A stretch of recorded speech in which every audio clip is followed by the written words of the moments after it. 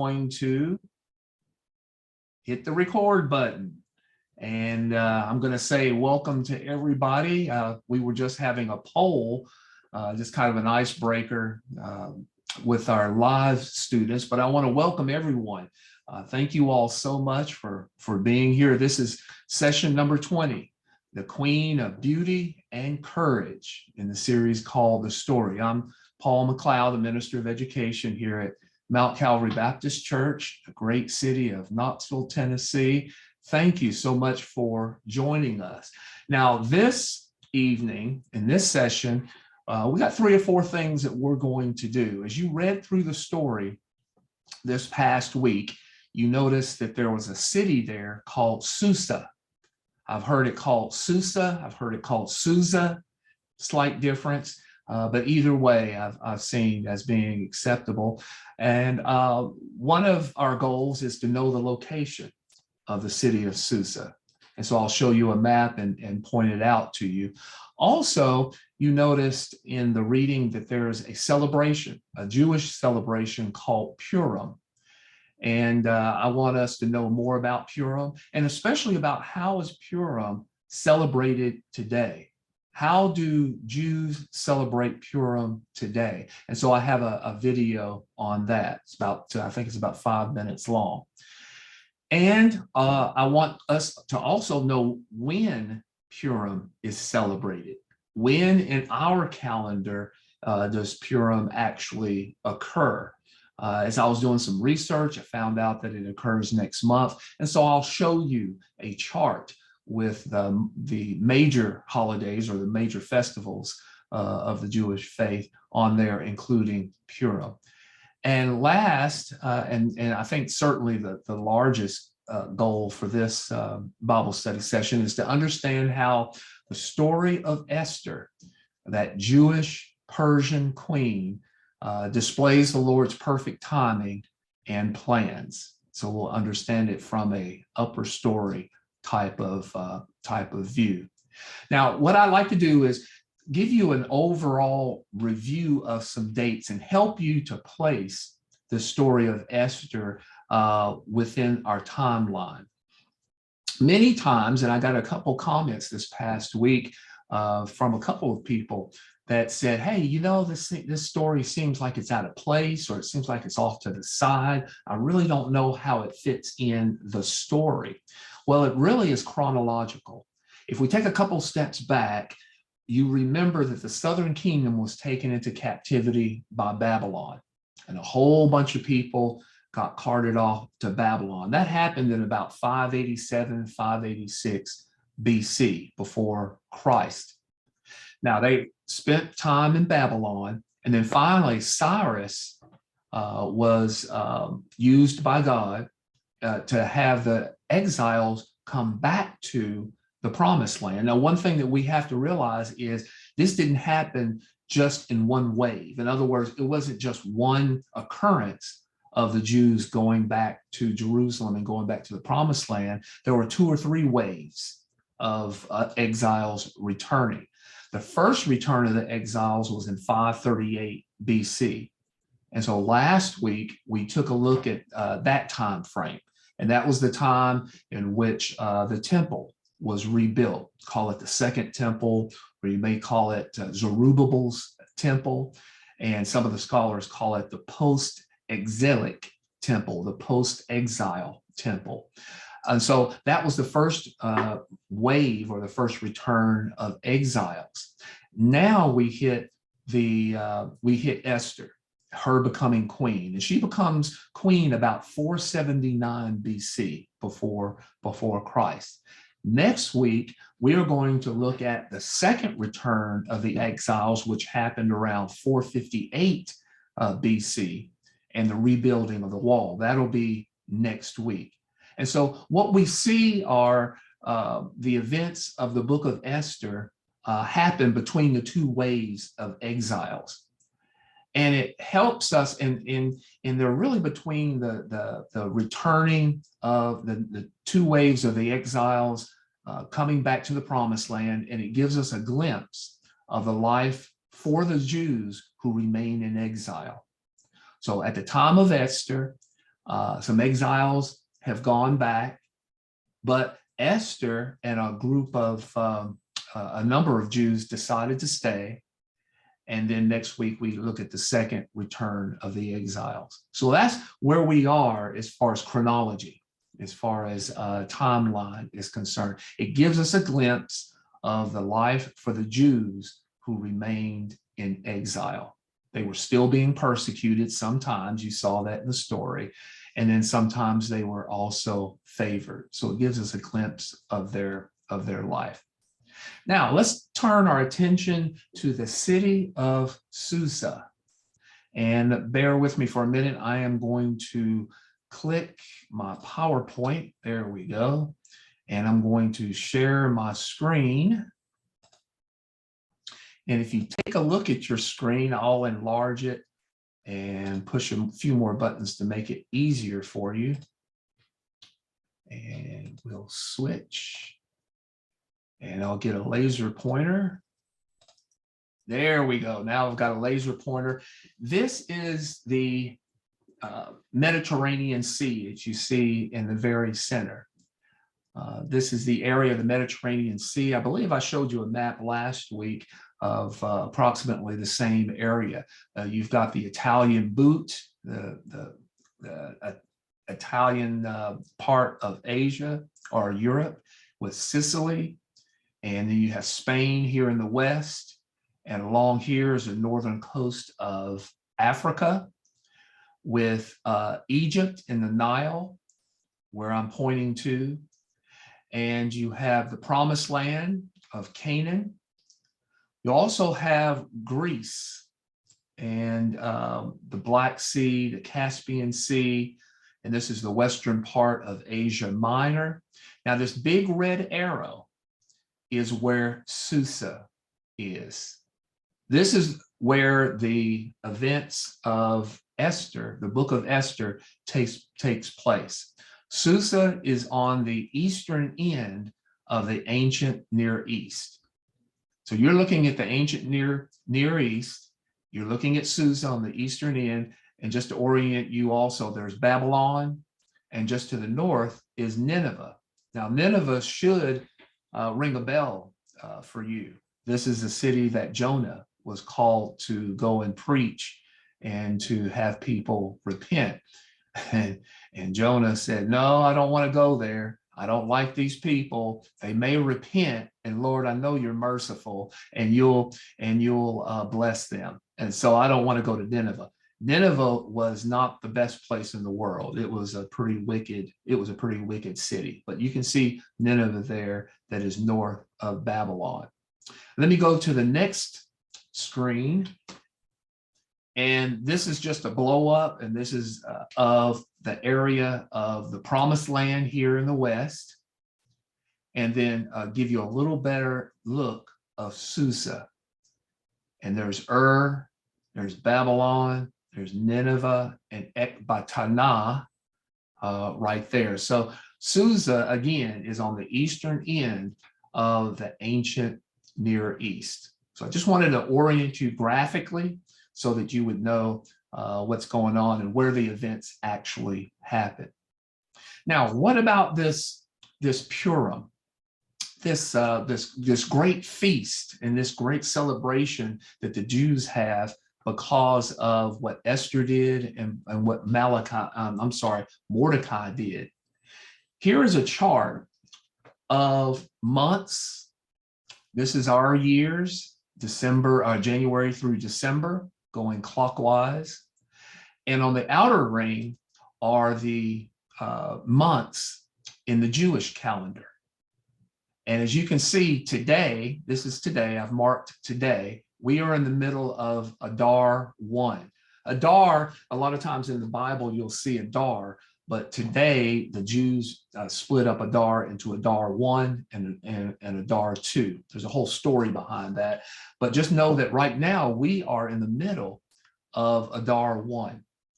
We hit Adar 2 next month, and here's Purim. Purim is about in the middle of Adar 2, which is about the middle of March. This year, The Purim starts in the evening of the 16th of March and goes until the evening of the 17th of March. And so on March the 17th, if you have any Jewish friends or you meet someone who's a Jew on March the 17th, you can say to them, Happy Purim. But don't be surprised if they may not understand or they may not acknowledge that, because there are some secular Jews who don't really practice the different festivals that may not realize that it's Purim on that day. So mark it on your calendars. If you meet a Jewish person on March the 17th, then you could say Happy Purim. On this chart also, you can see the Feast of the Unleavened Bread and First Fruits. You can see Passover. You see Pentecost and First Fruits. Down below, you see the Feast of Trumpets, the Feast of the Day of Atonement, Tabernacles, and Dedication. And so those are the major festivals and feasts of the Jewish calendar. And again, the evening of March the 16th starts Purim this year. Okay, now those presentations, that PowerPoint that I just showed you, I'll put in our resource section of our website, where you have access to all of our resources, videos, my notes, all those kind of things, along with a calendar that tells you when we're going to be doing what, and also a list of the members of this Bible study. So I'll include that, and I'll send you an email with that link. Now that we understand a little more about Purim and the city of Susa, I want to give you an idea of how Jews actually celebrate Purim today. And for that, I do have a there we go. For that, I do have a video. And so I'm going to go ahead and cue up this video as I share my screen. You may have to adjust your sound. And let me give you a little heads up. The lady who narrates this video has a lot of great information. I almost chose another video. However, it didn't have as good information. The only drawback to this video is she does speak a little fast. So you'll have to put your fast ears on and pay attention, because there's a couple of sections where you say, okay, what did she say? And she says some Jewish words that we may not be familiar with, but it's a lot of great information, by far some of the best information that I have run across. So here we go with the video.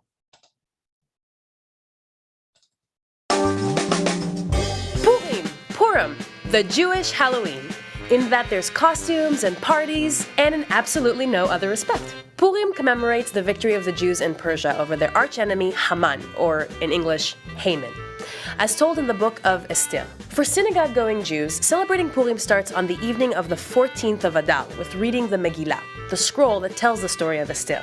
The reading is lively.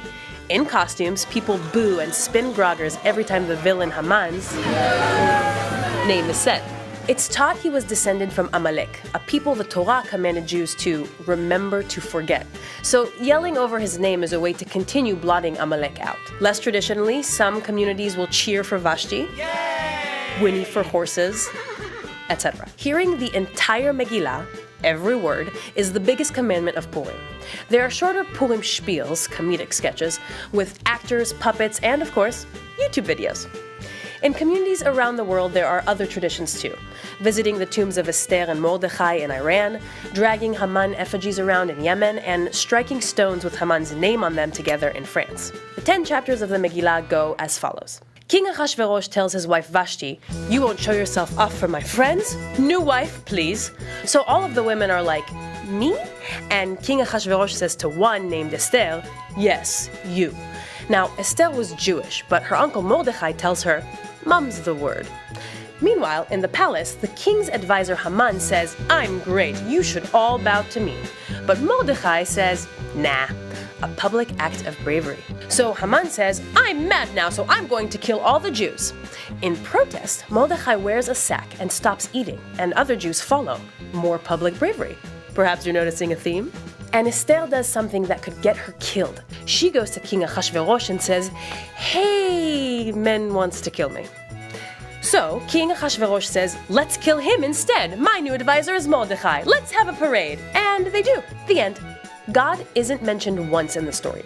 Instead, it's a tale of political maneuvering, personal activism, and communal bravery against an anti-Semitic plot. The sages teach God's presence hides beneath the surface in all of the acts of bravery. These acts are centered around standing up for what's right, and what better way to commemorate that than by getting drunk, dressing up, and partying? It's an Ashkenazi tradition to dress up for Purim. Maybe in homage to the hidden miracles, maybe because Esther pretended to not be Jewish, or maybe thanks to 15th century Roman carnival customs. While the holiday of Purim goes back over 2,000 years, dressing up for Purim started right around then. In Israel, this has been adopted by the Sephardi community and is all around a big deal. There are family-friendly parades, huge street parties, and tons of carnival-themed club events. This holiday gets even the most secular folks out to celebrate. If you go to a synagogue for Purim, you have a good chance of running into goofy melodies used for the usual prayers, a costume contest, a preschool carnival, and piles of hamintashim. In Israel, they're called oznei Haman.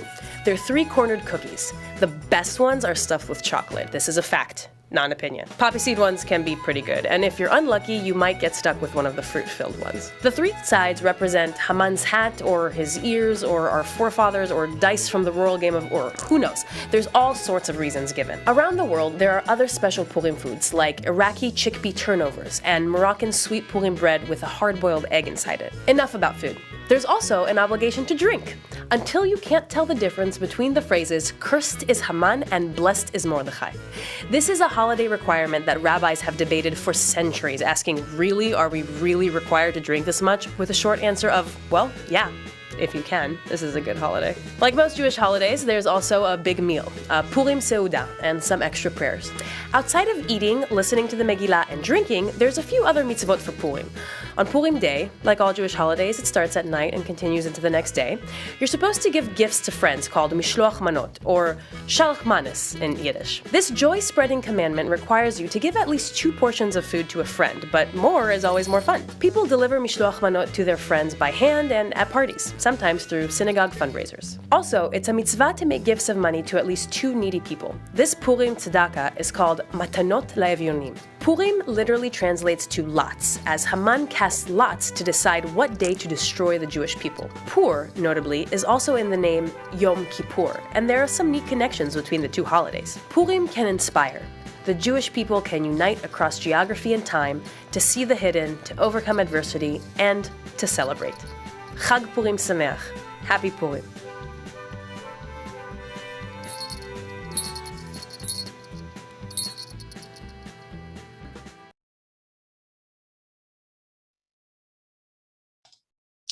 It was amazing. I have not had very much experience or exposure to Jews and the Jewish faith, and I was amazed at the partying that goes on during Purim. What I got out of it was there's costumes, and in the beginning she called it the Jewish Halloween, and so there are costumes. There's the telling of the story. They actually read all of Esther during the synagogue portion of it. There's a telling of the story. There's a meal, and there's a lot of drinking alcohol. And so I was quite surprised by that, that they would party that hard. But I've got a couple of friends who are Jewish, and I'm going to ask them about this, and maybe I can get invited next month to Purim. Now, I don't drink, so I don't know if that's going to offend them or not, but it might be a pretty interesting experience. So we'll have to see. Next, let's go into what Randy Frazee has to say about this particular chapter. In your study guide on page 173, you see at the bottom of the page the familiar fill in the blank format that you can follow along with Randy Frazee and fill in the blanks. That way you have some notes after seeing the video. And then we'll come back and talk about it. So let me show my screen here, share my screen. And here we go.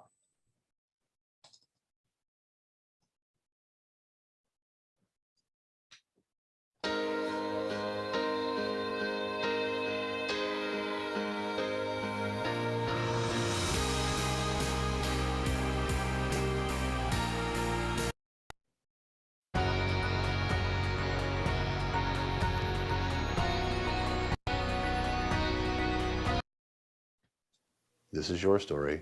This is my story. But most of all, this is the greatest story ever told. This is God's story. 1, 2, 3, 4. When the turn came for Esther to go to the king, she asked for nothing other than what Haggai, the king's eunuch who was in charge of the harem, suggested.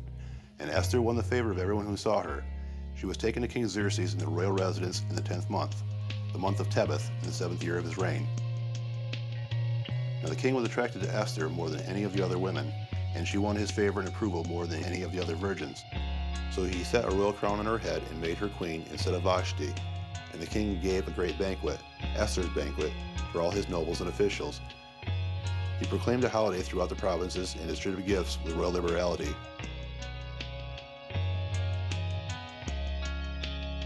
When the virgins were assembled a second time, Mordecai was sitting at the king's gate.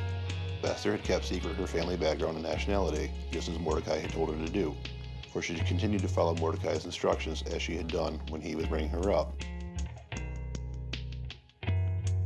During the time Mordecai was sitting at the king's gate, Bigthana and Teresh, two of the king's officers who guarded the doorway, became angry and conspired to assassinate King Xerxes.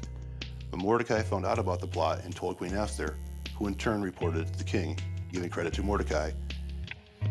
And the report was investigated and found to be true. The two officials were impaled on poles.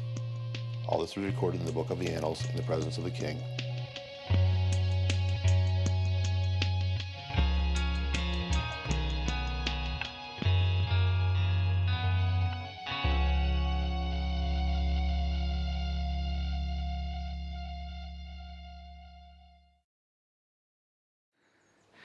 Life often feels like a day in Vegas.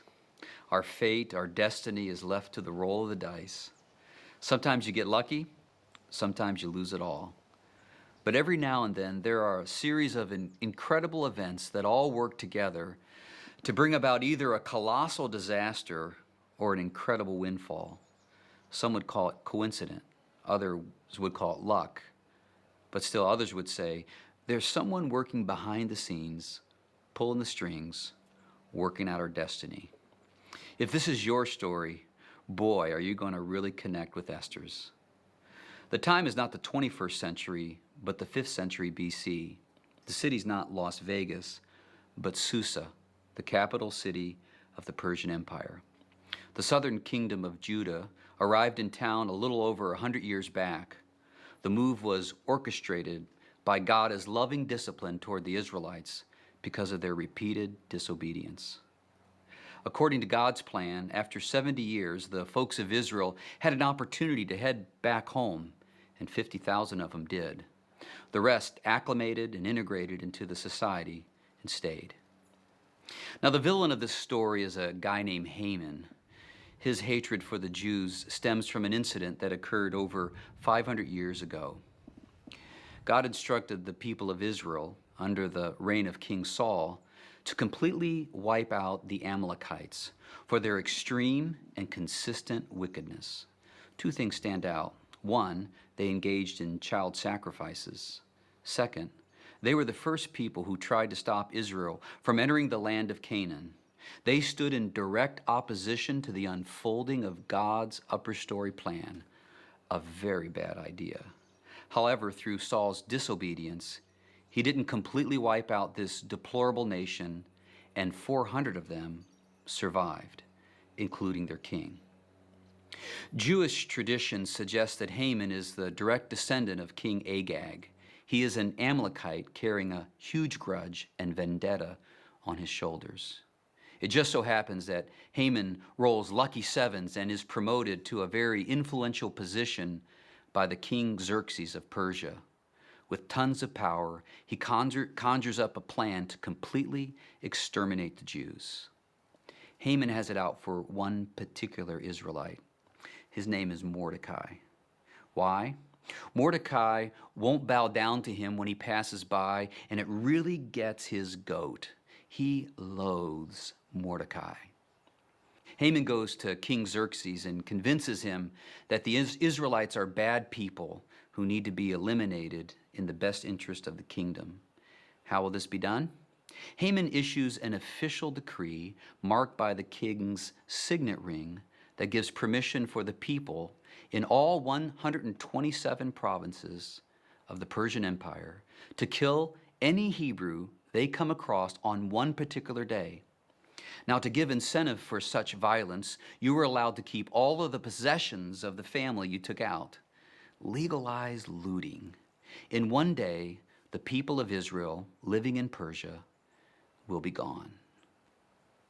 The king goes along with the plan, sealing the deal with his signet ring, pressed into hot wax that marks the documentation. This is an irreversible plan. It will happen. Not even the king can change it now. Haman can't wipe the smile off his face. The only thing left to determine is the exact day the Jews will be executed. Of all things, Haman decides to literally roll the dice to determine the day of their fate. Now, the Hebrew word for dice is pur. Haman rolls the pur. Adar 13th is the day, which is somewhere between the month of February and March on our calendar. Adar 13th is 11 months away. The irreversible edict goes out to all the households in Persia, including the Hebrews. We can only imagine the terror it created. The agony of waiting 11 months is like sitting on death row, waiting to be executed. Every day you wake up, you know you're one day closer to a horrific and humiliating death by one of your neighbors. The roll of the dice, the roll of Pur, lucky sevens for Haman, the short straw for Israel.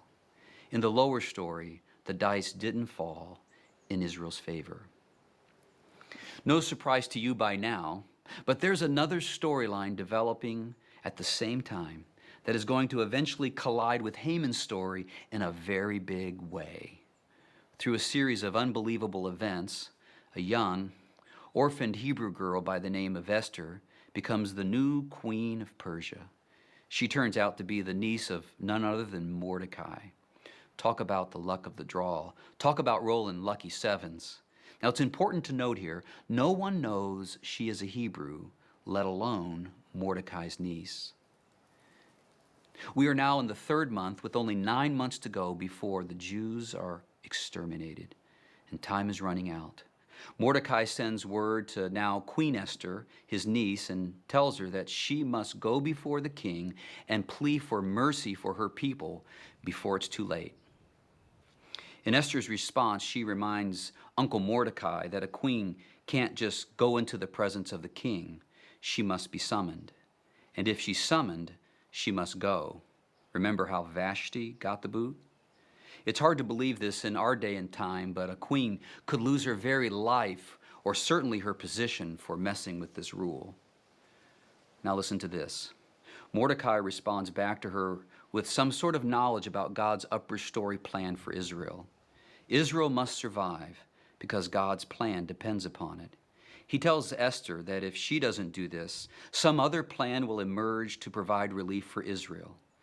This is a good reminder that we have a choice on whether or not we will align our lives to God's plan and receive the promise and the blessing. Either way, God's upper story will be told. Mordecai says these famous words to his now famous niece, and who knows but that you have come to royal position for such a time as this. Maybe this isn't all the random roll of a dice after all. God has an upper story plan to keep Israel alive. He will do this one way or another.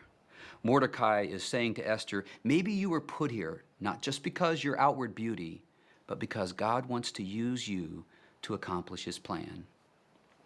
Esther hears her uncle out and then makes a firm decision. Here it is. I will go to the king, even though it is against the law. And if I perish, I perish. Well, as it turns out, lucky roll, the king receives her. The king is so pleased with Esther that he offers to give her up to half of his kingdom. Esther requests a dinner party the next evening with just the king and also Haman. It is here that she will tell the king what she wants. Haman gets the invitation, and he's on top of the world. A private dinner with the king and the queen. All the dice are rolling in his favor. Now, cockier than before, he decides that he can't wait 9 more months to get Mordecai. So he constructs a 75-foot high pole to impale Mordecai on. As bad luck would have it, that night the king goes to bed and can't sleep. He has one of his attendants read him the minutes of his rule and comes upon an event where Mordecai intercepted a plot to assassinate the king. The king realizes that he never did anything to acknowledge or reward Mordecai.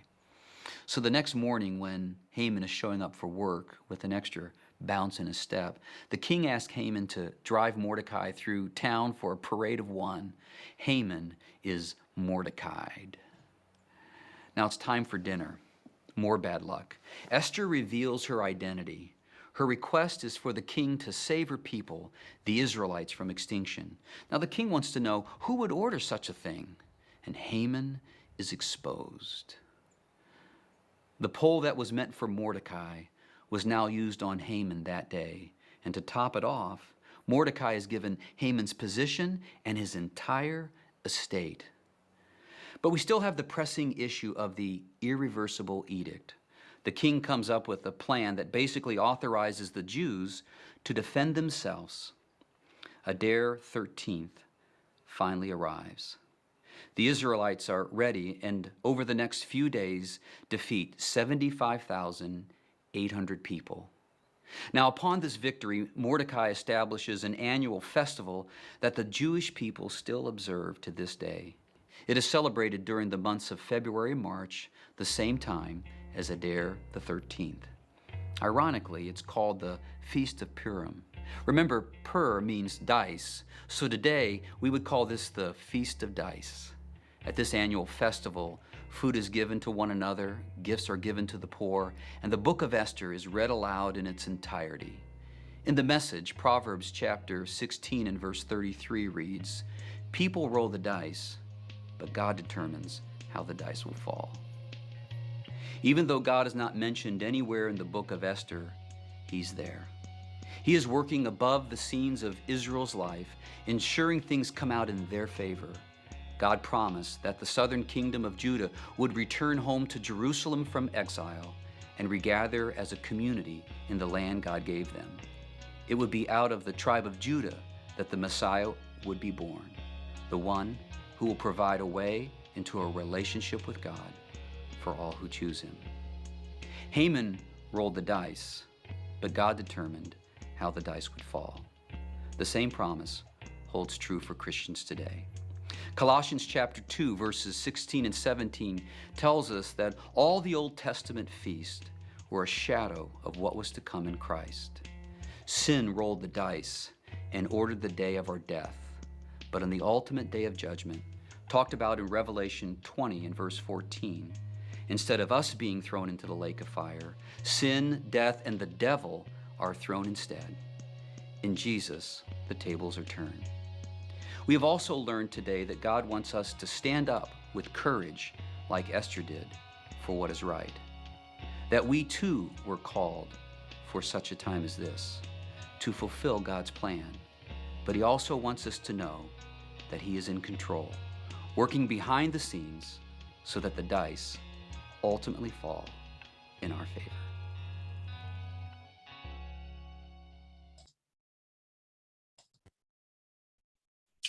There's lots been said this evening. Let's reflect and share about what you've learned over this past week and this evening on page 174 in your study guide, 174. At the top of the page, you see two questions. The first, What part of Randy's teaching encouraged or challenged you the most and why? Second question, did anything from your personal time jump out, calling you to action? Did anyone have an aha moment? Take a few minutes and choose one of those two and write your thoughts. And you can choose one. If you have time and you really want to, you can respond and to each of them. But at a minimum, choose one of the two and write down your thoughts. I'll give you a few minutes and then we'll share and see what we've learned this evening.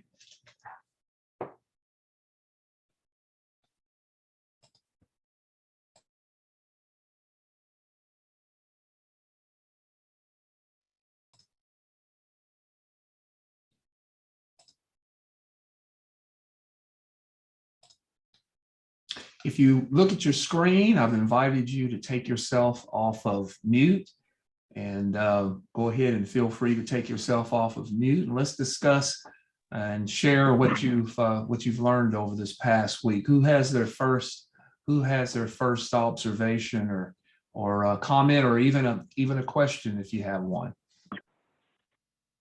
About how old was Esther? Interesting question. If my memory serves me, the text doesn't say, and there are very little, if no clues as to her age. So I think any answer would probably be a guess at best and probably speculation. So we really don't know. Oh, okay. Yeah.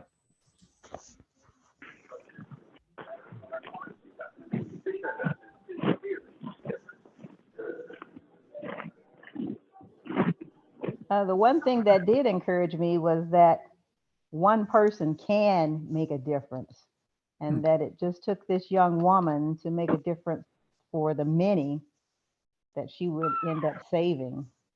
Mhm. One person can make a difference. Yeah, that is true. Well, I think we see a pattern there, haven't we? So far. Yeah. Oh yeah. Yeah. We see individuals making a difference, and we see groups of people making a difference. But in this particular case, yes, one person. A woman. Yeah. And a woman at that. So. Yeah. Yeah, we have to realize as much as we talk about equality these days, and we think we're so progressive and egalitarian, you have to flip the script and think about back then. That was unheard of.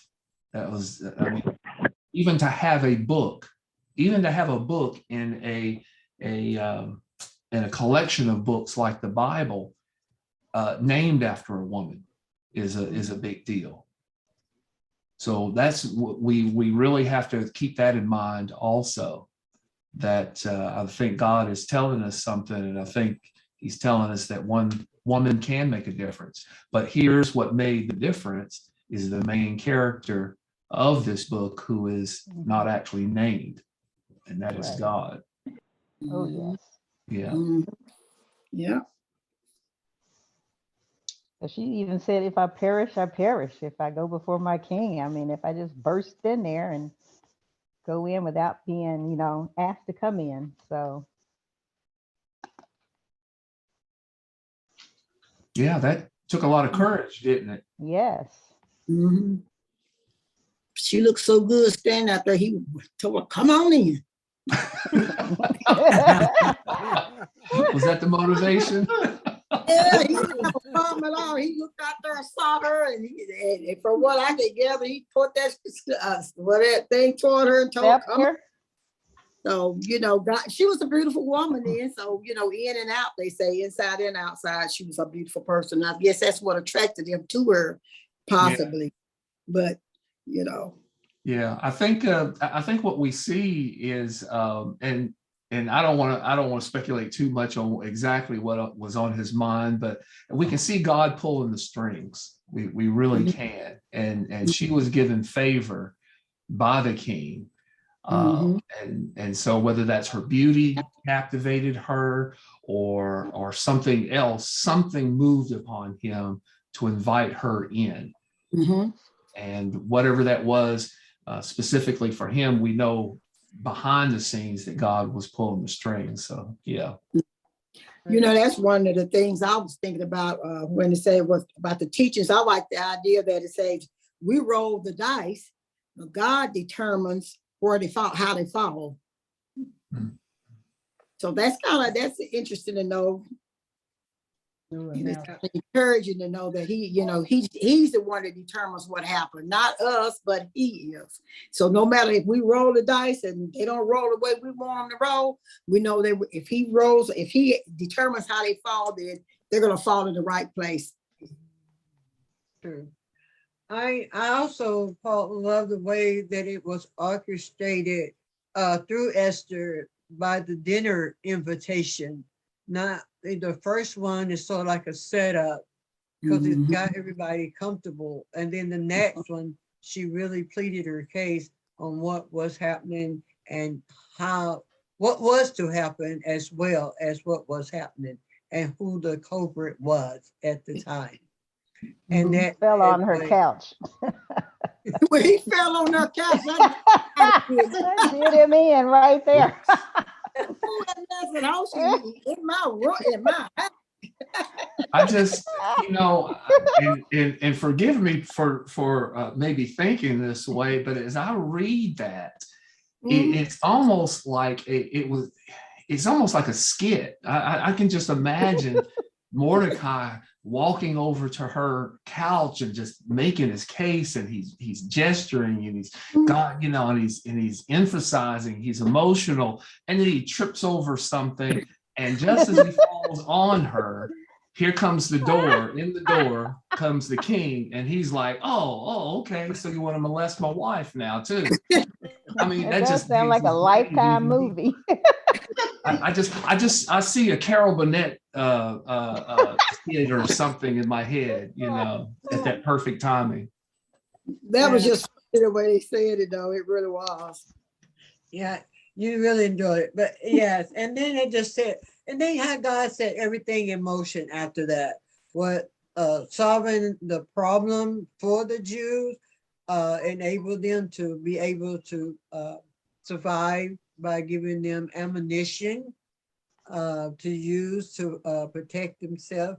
And the very thing that Haman had for Mordecai was the very way that he himself went.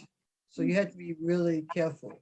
But I'm back to like what Carrie and them was saying, that how we roll the dice, but God. So Haman was rolling the dice and he was hoping that it would come out one way, but it came out another way for God's people. Right. And that's when Randy said something, and I didn't get it all, about for Israel's sake, that things his plan was coming to be accomplished, no matter who was in the midst of it. Because his plan was to save the Jews, and if Haman had a part with it, not a Jew would have been left to be saved. He's going to try to kill them all. Right. Yeah, the Jews could have easily been totally eradicated. Right. According to Haman. But not only did Haman cause itself to be pinned up on that pole, heck, he got all his children. His sons did too. Yep. They did them all. I was amazed at the amount of killing that took place in having all this come to pass. It was just amazing. I'm thinking the undertakers in those days sure didn't have their work cut out for them. Because they didn't just kill 2 or 3 people, they killed lots and lots. Thousands. And Paul, was it true that when the Jews started getting even, that they didn't even take the plunder? They didn't take their stuff or their belongings or anything? Right. Yeah, that's what the account tells us. Wow. Well, I thought that, this is Alice Green, I thought that Esther had found favor with God long before she became the queen, because remember, she was chosen from the eunuchs to with all of this training, and she found favor with them. So I could see God's hand in that when she was chosen, when she was first moved to the harem, and all of that preparation before then.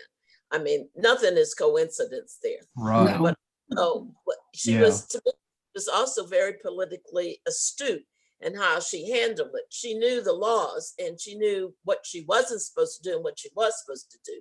So I thought she was a pretty smart cookie. Mhm. Yeah. Agree. Yeah, we agree with you. Yeah. You could see from the beginning, that God it placed one thing after another and just arranged it just so, and had her step right into it. So I think from the beginning, and and really there's a lot of wisdom. I mean, Alice mentioned politically, she knew the traditions, she knew how to win favor with people. And I don't see that as manipulation. I see that as God giving her wisdom on what to do and how to work it, and really kind of how to work the system and how to win favor with people. And so, God was pulling the strings and making some things happen. And Mordecai gave her advice too. He kind of asked her also, when he's standing outside that gate, he would tell her what to say and what not to say also. But it all was inspired by God, with Mordecai speaking to her and everything. So, and that she listened to her uncle and took his advice. Because she could have just forgotten her uncle and the rest of her people. She could have done that because she was now the queen. Well, that's why Mordecai told her, he said, even if you don't talk to him, you go on with us. So he did tell her that. He said, even if you don't, once they find out who you are, you got to go too. You in the same boat as we are. Yeah, you're in the same boat we are. So I think that gave her incentive, even if she had thought about it, but I don't think she did. But they did mention it in the story that he did tell her that if you don't, speak up, then you're in the same boat we're in. And I really got the impression that she was teachable, that she listened to people, and that God gave her wisdom to do the things that she did. And do you all remember the song, "If I perish, let me perish, I'm going to see the King"? Now I know where that comes from. I don't know that I knew before, or maybe I knew and forgot. Y'all remember that song? Yeah. Yes. Yeah. Yes. Don't sing it, Daryl. Where's Daryl? Go ahead, sing it, Daryl. Come on. No. That's okay. We'll do that offline. might break Zoom. You get something started, Paul. I think Esther also, this is Orlinda, also had knowledge of praying and fasting when she said to Mordecai not to eat or drink for 3 days. And she and her group would do the same thing. So when you prayed, you fast. And that was before she went to the king to request the banquet. So she was getting all her ducks in a row. And she had belief, I believe, that God was going to see this thing through. Right. Yeah, that was a good reminder when she called everybody together and prayed and fasted. It reminded us that she was a Jew.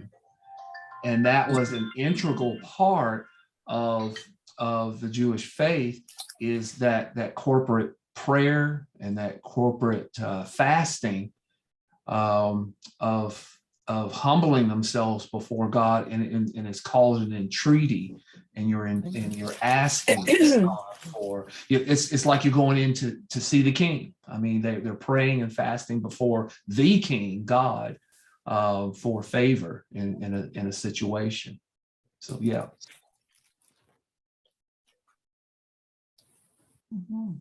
Haman sure messed up though. Can you see the look on his face when he had to parade Mordecai through the streets? Sure. Hey, what there's an old saying that people say when he put them poles up, he's putting them poles up for Mordecai, but he didn't know he was gonna wind up on them. And that's an old saying that used to say to you back, you gotta be careful of what traps you set because you might get caught in them yourself. Right. Dig one ditch, you better dig Dig two. one ditch, you better dig two. That other ditch might be for you. Yes, right. Right. Like that. What other aha moments or challenges or encouragement did you receive from tonight or this past week? This is Alice Green again. The other thing that I noticed is that all of this could be applied today, in today's, and particularly the saying that, you know, to Esther, that if you don't save us, you're in the same boat with us. And I don't think we think about that often in what we do personally in our life, how what we do to other people might come back to us. Wow, that's pretty good. Especially Alice, when you factor in our culture. We live in the United States. We live in a country that's very individualistic and we pride ourselves on being independent and not thinking so much of others and not so much as corporately and as community minded as we should sometimes. Absolutely. I mean, you can just see the example of wearing a mask or not. You know, people don't care. And some of those same people have gotten sick and died because, you know, they were only thinking about themselves, not those around them. And it came back to haunt them. Yes. Okay. That's a very good application. Yeah. I always would like to take comments like that and observations like that and think in terms of how is that different from our culture that we live in this world. And being more community minded is definitely something to think about. Yeah, an application.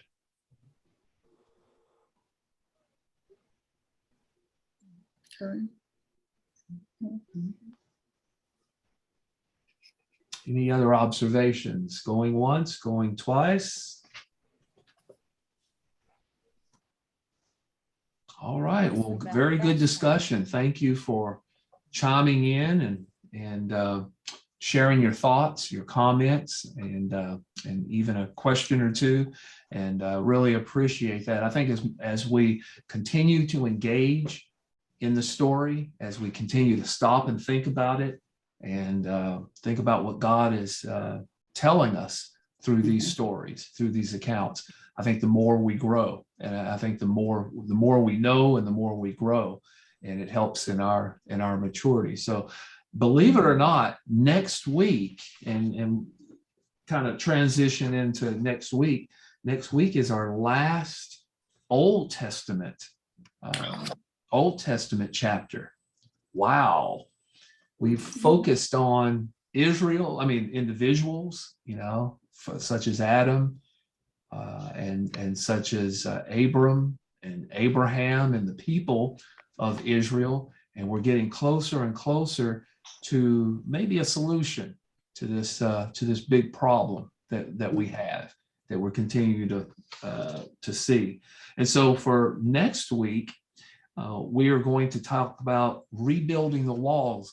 I mentioned earlier that there were different waves of exiles returning to Jerusalem and returning to the promised land. Next week, we're going to take a look at the second wave and take a look at some of the challenges they had and some of the opportunities and the successes and the victory. And we know, of course, that God is behind the victory. So we'll look at the stories of Ezra and Nehemiah rebuilding the walls. And in your personal time this week, take a look at pages 176 to 180 in your study guide, 176 to 180, rebuilding the walls. And we'll finish up the Old Testament and start to take a look at the New Testament. I mentioned before the class started, I think I mentioned to a few people that we are going to take a break for spring break next month. And I'll share some more about the calendar within the next few weeks, but you can put on your calendars that March 16th, we will not be meeting. That is spring break week for Knox County schools, and we will not be meeting on March the 16th. So let me recap and just do a quick summary of what we looked at today. We looked at the location of the city of Susa. We learned that Susa is on the eastern end of the ancient Near East. We looked at Purim and how it's celebrated, or when it's celebrated. First, we looked at when it's celebrated, and it's celebrated from the evening of March the 16th next month until the evening of March the 17th. We also tried to really understand how Purim is celebrated today, and how do Jews understand Purim, and how do they celebrate it today with costumes. The young lady mentioned that it's the Jewish Halloween. I thought that was an interesting phrase. The telling of the story, they read in the synagogue the entire story of Esther, the entire book. And in some synagogues, they actually do that in Hebrew. They share a meal, they give presents, and they drink a lot of alcohol. And it looks like a party was going on. So they do some partying. And then lastly, we understand how the story of Esther displays the Lord's perfect timing and his plans. And we really see how he orchestrates people and situations to move his plan forward. And so we got that picture from the book of Esther. Any questions or comments before I say goodbye to our recording audience? Any last minute questions or comments?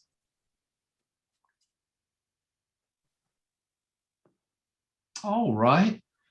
Well, to our recording audience, thank you so much for joining us. We really appreciate you watching the videos and watching our discussion. If you would like to join us live, call our office here at Mount Calvary Baptist Church, and we can give you some information to join us live. We really appreciate you being with us, and we'll see you again next time.